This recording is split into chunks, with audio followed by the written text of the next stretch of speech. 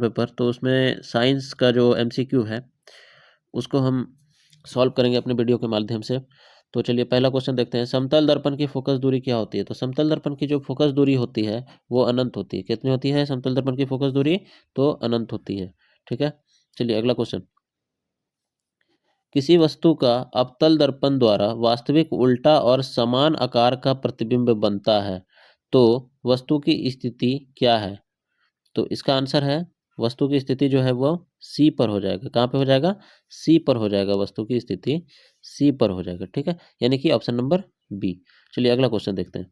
अगला क्वेश्चन है, निम्नलिखित में से किसमें प्रकाश सबसे तेज गति से चलता है? तो सबसे तेज गति से जो प्रकाश चलता है वो प्रकाश आपका चलेगा वायु में। किसमें चलेगा प्रकाश? वायु में चलता है, यानी कि इसका आंसर हो जाएगा आपका सी। चलिए अगला क्वेश्चन। एक लेंस की क्षमता -4 है, उसकी फोकस दूरी क्या होगी? एक लेंस की क्षमता जो है वो -4 है, तो उसकी फोकस दूरी इक्वल टू, हम जानते हैं फोकस दूरी 1 बाय लेंस की जो क्षमता होता है वो होता है, यानी कि 1/-4 यानी -0.25 मीटर। ठीक है, -0.25 मीटर, यानी ऑप्शन नंबर सी। तो 4 का भी ऑप्शन नंबर हो गया आपका सी। चलिए अगला क्वेश्चन। मानव नेत्र की फोकस दूरी में परिवर्तन का क्या कारण है? तो मानव नेत्र की जो फोकस दूरी में परिवर्तन का कारण होता है वो होता है सिलियरी मांसपेशियां। सिलियरी मांसपेशियां, यानी कि ऑप्शन नंबर सी। ठीक है, ऑप्शन नंबर सी, सिलियरी मांसपेशियां। अगला क्वेश्चन। दूरदृष्टि दोष को डैश भी कहा जाता है, यानी दूरदृष्टि दोष को इनमें से क्या कहा जाता है? तो दूरदृष्टि दोष को हाइपरमेट्रोपिया भी कहा जाता है। क्या कहा जाता है? हाइपरमेट्रोपिया, यानी ऑप्शन नंबर ए। ठीक है, अगला नंबर क्वेश्चन। प्रतिरोध का एसआई मात्रक क्या है? ये तो बहुत इजी क्वेश्चन है। प्रतिरोध का एसआई मात्रक होता है आपका ओम। क्या होता है? ओम। अगला क्वेश्चन। टंगस्टन का उपयोग निम्नलिखित में से किसमें किया जाता है? तो टंगस्टन का जो उपयोग किया जाता है निम्नलिखित में से वो किया जाता है बिजली के बल्ब में। किसमें किया जाता है? बिजली के बल्ब की, यानी ऑप्शन नंबर बी। अगला क्वेश्चन।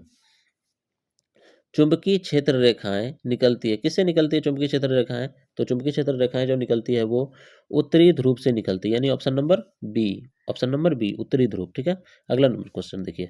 निम्नलिखित में से कौन सा हमारे लिए ऊर्जा का परम स्रोत है? तो हमारे लिए जो ऊर्जा का परम स्रोत है वो है सौर ऊर्जा। हमारा सूरज सौर ऊर्जा, यानी ऑप्शन नंबर सी। ठीक है, अगला क्वेश्चन। रासायनिक समीकरण को हम किस नियम के कारण संतुलित करते हैं? तो रासायनिक समीकरण को जो हम संतुलित करते हैं वो हम करते हैं आपका द्रव्यमान संरक्षण का नियम से। किससे करते हैं? द्रव्यमान संरक्षण का नियम से, यानी ऑप्शन नंबर ए। अगला क्वेश्चन।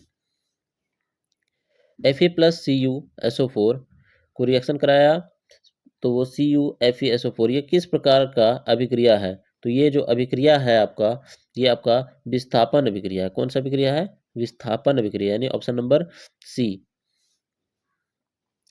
H+ आयन की सांद्रता किस पदार्थ में सबसे अधिक होगी? H+ आयन की जो सांद्रता होती है वो सबसे अधिक होती है जठर रस में। किस में होती है? जठर रस, यानी option number A. Next question.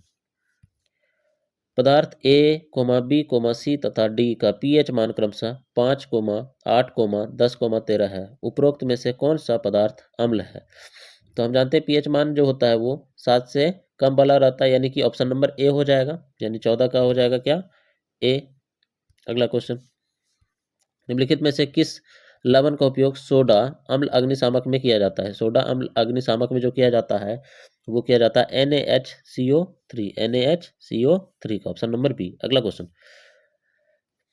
निम्नलिखित में से कौन उभयधर्मी ऑक्साइड है? तो उभयधर्मी ऑक्साइड जो है आपका वो हो गया Al2O3। Al2O3। ठीक है, अगला क्वेश्चन।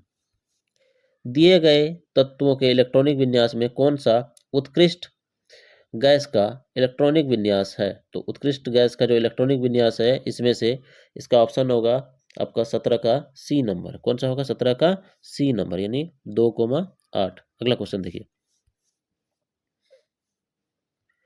अगला क्वेश्चन है, निम्नलिखित में से कौन असंतृप्त हाइड्रोकार्बन है? तो असंतृप्त हाइड्रोकार्बन जो हो गया आपका वो हो गया C2H2। C2H2, ऑप्शन नंबर सी। ठीक है, अगला क्वेश्चन। HCHO में कौन प्रक्रियात्मक समूह है? यानी कि HCHO के बारे में पूछ रहा है, तो 19 नंबर का आंसर हो जाएगा आपका एल्डिहाइड। क्या हो गया? Aldehyde, option number C. अगला क्वेश्चन। दिए गए तत्वों में किस तत्व में संयोजी इलेक्ट्रॉन की संख्या लिथियम के बराबर होगी? तो संयोजी इलेक्ट्रॉन में जो लिथियम के बराबर हो जाता है वो हो गया आपका पोटेशियम। क्या हो गया? पोटेशियम, ठीक है, ऑप्शन नंबर सी। अगला क्वेश्चन, अमीबा में किस प्रकार का पोषण होता है? तो अमीबा में जो होता है ये प्राणी संभोजी पोषण होता है। कौन सा होता है? प्राणी संभोजी पोषण होता है, यानी कि ऑप्शन नंबर डी। अगला क्वेश्चन देखिए,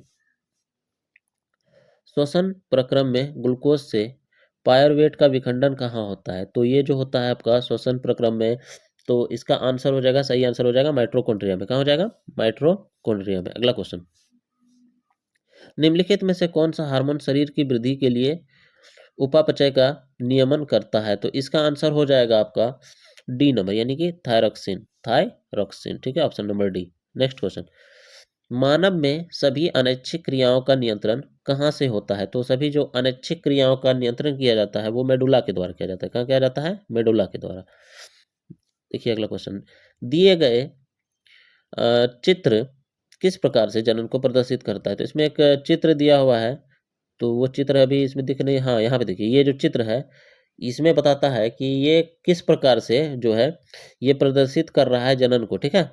तो इसका आंसर आपका हो जाएगा सी, ठीक है, इसका आंसर क्या हो जाएगा? सी, पुनरुद्भवन, पुनरुद्भवन। इसमें ये जो शो कर रहा है इसका मतलब ये पुनरुद्भवन, ठीक है। मनुष्य में निषेचन कहाँ होता है? तो इसका आंसर हो गया आपका अंडवाहिका में, यानी ऑप्शन नंबर ए। मनुष्य में निषेचन कहाँ होता है? अंडवाहिका में। अगला क्वेश्चन, किसी जीव में कोई गुण प्रभावित होता है, किससे प्रभावित होता है? तो माता और पिता दोनों के डीएनए से होता है, यानी ऑप्शन नंबर सी, ठीक है। अगला क्वेश्चन, नाभिकीय विद्युत संयंत्र शक्ति संयंत्र में किस प्रक्रिया से ऊर्जा मुक्त होती है? तो नाभिकीय विद्युत संयंत्र शक्ति में जो ऊर्जा मुक्त होती है तो ये आपका हो गया नाभिकीय विखंडन के द्वारा। किसके द्वारा होता है? नाभिकीय विखंडन के द्वारा, यानी ऑप्शन नंबर बी। चलिए अगला क्वेश्चन देखते हैं, हरे पौधे की पत्तियां प्राप्त होने वाले सौर ऊर्जा का कितना प्रतिशत भाग खाद्य ऊर्जा में परिवर्तित करने में खर्च होता है, खर्च करती है? तो देखिए इसका आंसर जो हो जाएगा आपका 29 का ए, यानी ओनली 1% खर्च करता है। कितना करता है? 1% ओनली।